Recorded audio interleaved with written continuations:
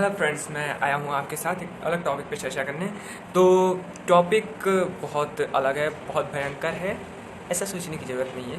बहुत ही normal topic है जो मीडिया वाले रोज़ उठाते हैं, रोज़ युद्ध करते हैं।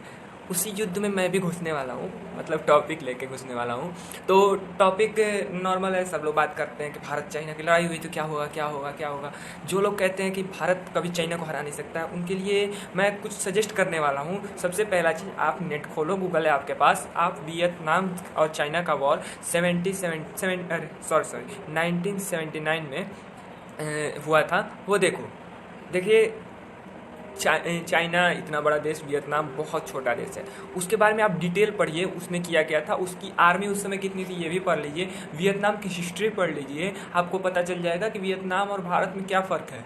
और जब वियतनाम हरा सकता है तो भारत क्यों नहीं हरा सकता। आपको बता दूं कि वियतनाम बहुत छोटा सा देश है, जो कि इंडो चाइना स्पेस आपको जानना चाहिए कि चाइना और थाईलैंड के नीचे और तीन ओर से समुद्र से घिरा हुआ एक जगह है, उसको इंडो चाइना स्पेस कहते हैं। तो वहाँ पे तीन देश हैं, उसमें एक वियतनाम है। वियतनाम सबसे पहले वहाँ पे फ्रांसीसी आक्रमण हुआ था, फ्रांसीसियों से वियतनाम जीत गया। उसके बाद से वियतनाम दो भागों में बट गया, उत्तरी वियतनाम, दक्षिणी वियतनाम। वहाँ पे दक्षिणी वियतनाम में तानाशाही आ गई थी, उसको उत्तरी वियतनाम के लोगों ने हटाया, एक सेना गठित हुई, उसने हटाया। अमेरिका ने उत्तरी वियतनाम पे हमला कर दिया, अमेरिका हारा था। वियतनाम जैसे देश से अमेरिका की फोर्स हार गई थी। क्यों? क्योंकि जंगल में लड़ने का वो, मतलब जंगल में कभी लड़े ही नहीं थे अमेरिका के सैनिक, और उन्होंने जंगलों में मार डाला। उसके बाद से एयरफोर्स आई, एयरफोर्स भी कुछ ना कर सकी। क्यों? क्योंकि उनके पास दिमाग था, दिमाग लगाते थे। हर चीज़ सेना से नहीं जीती जाती, कुछ दिमाग से जीता जाता है युद्ध। तो वो लोग क्या किए, सुरंग बना के उसी में रहे, ऊपर झोपड़ी बना देते थे, सेना आती थी झोपड़ी गिरा के चली जाती थी, फिर सेना आती थी झोपड़ी गिरा के। जितना बम आप दिवाली में नहीं छोड़ते होगे, कहा जाता है उससे कई ज़्यादा बम वियतनाम पे अमेरिका ने गिरा दिए थे।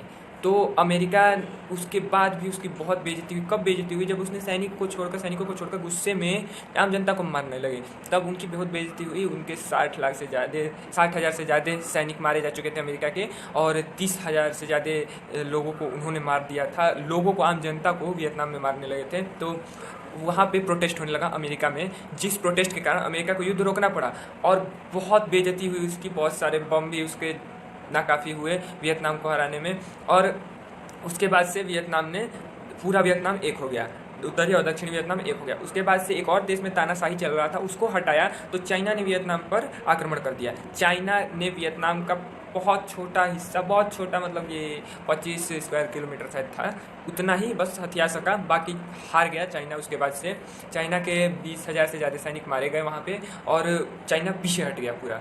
भले चाइना कहता हो कि वो जीता है, पूरी दुनिया जानती है कि वो हारा है, पूरी दुनिया मानती है कि वो हारा है, और चाइना कभी कहेगा नहीं कि वो हारा है। तो उसके अलावा मैं आपको बताऊं, इजराइल ने 6 देशों को 6 दिन में हराया था।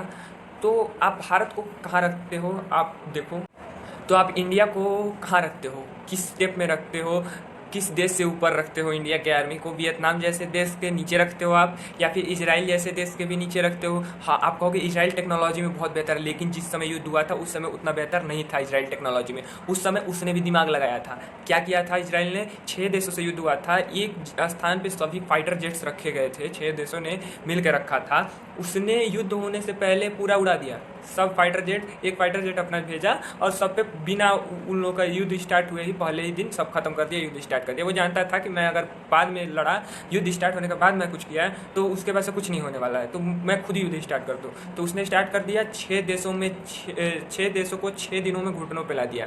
अगर फिर भी आप कहते हो कि भारत, चाइना की सेना बहुत बड़ी है, चाइना का मतलब कि सिस्टम बहुत हाई लेवल का है, तो उसके लिए भी आपको बता दूं कि हमारी एक्टिव आर्मी 14 लाख से ज़्यादा है, चाइना की एक्टिव आर्मी 21 लाख से ज़्यादा है। अब आप कहोगे तो ये तो मैं ही बोल रहा हूँ कि ज़्यादा है उस चाइना का। तो चाइना का जो एरिया है, जो ज़मीन से टच होता है, जो अलग देशों से टच होता है, वो बहुत ज़्यादा है। इंडिया का जो ज़मीन से टच करने वाला एरिया, एक पाकिस्तान है, एक चाइना है। नेपाल, भूटान, बांग्लादेश का औकात नहीं है, और म्यांमार का, कि वो युद्ध करे आके। चाइना के साथ मिलके पाकिस्तान वाले युद्ध कर सकता है, बाकी कोई नहीं। भारत चाहे तो अपनी पूरी सेना चाइना और पाकिस्तान के बॉर्डर पे लगा सकता है, कुछ कुछ अगल बगल लगा देगा, नेपाल में कुछ, भूटान के पास तो लगाने की जरूरत नहीं है, क्योंकि भूटान की सेना को तो भारत ट्रेनिंग देता है। भूटान की सेना अपनी बहुत कम है, वहाँ पे भारत ही रक्षा करता है, भारत ही सब चीज़ का सप्लाई करता है, तो भूटान तो लड़ेगा नहीं। हाँ, नेपाल से अभी थोड़ा विवाद चल रहा है, वहाँ पे कुछ हो सकता है, तो उसका भी कोई फिक्र नहीं है।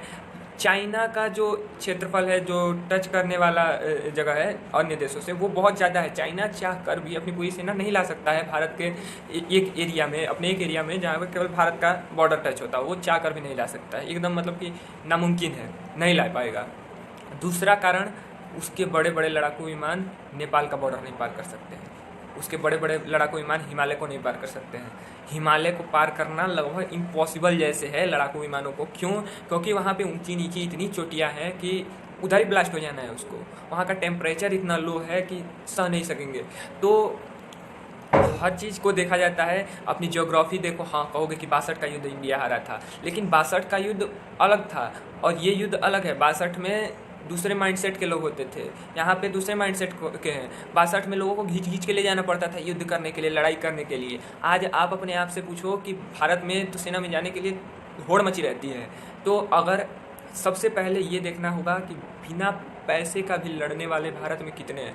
जो पैसे के लिए लड़ते हैं उनको हटाओ, बिना पैसे के भी लड़ जाए ये कितने हैं भारत में, ये देखना होगा। आपको अगर कहा जाए, अगर युद्ध आज शुरू हो जाए, आपको कहा जाए कि आप लड़ जाओ, तो आप लड़ जाओगे कि नहीं? आप पैसा चाहिए कि लड़ाई कर लोगे कि नहीं, ये देखना है आपको। दूसरी चीज़, जो लोग कहते हैं भारत से चाइना लड़ाई करेगा, वो 90% पहले तो गलत है।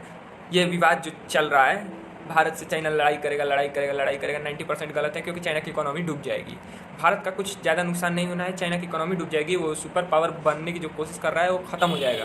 दूसरी चीज़ कि जो लोग कह रहे हैं कि इंडिया हार जाएगा, वो 100% गलत है। इंडिया की भौगोलिक स्थिति अच्छी है, इंडिया के सेना सही है, इंडिया अभी सही लेवल पे लड़ सकता है। और इंडिया का सपोर्ट करने के लिए इजराइल है, इंडिया का सपोर्ट करने के लिए अमेरिका है, वियतनाम है, इंडिया का सपोर्ट करने के लिए रसिया है। मान लो कि अगर इंडिया ने अमेरिका को छोड़कर रसिया को पकड़ लिया, तो आप कहोगे कि अमेरिका चाइना के साथ चला जाएगा? कभी हो ही नहीं सकता। अमेरिका चाइना के साथ जा ही नहीं सकता है। हाँ, भले ये करेगा कि इंडिया के पीछे पीछे लगा रहेगा कि वो रसिया को छोड़ के और उसका सपोर्ट कर दे, लेकिन वो चाइना के साथ कभी नहीं जा सकता है।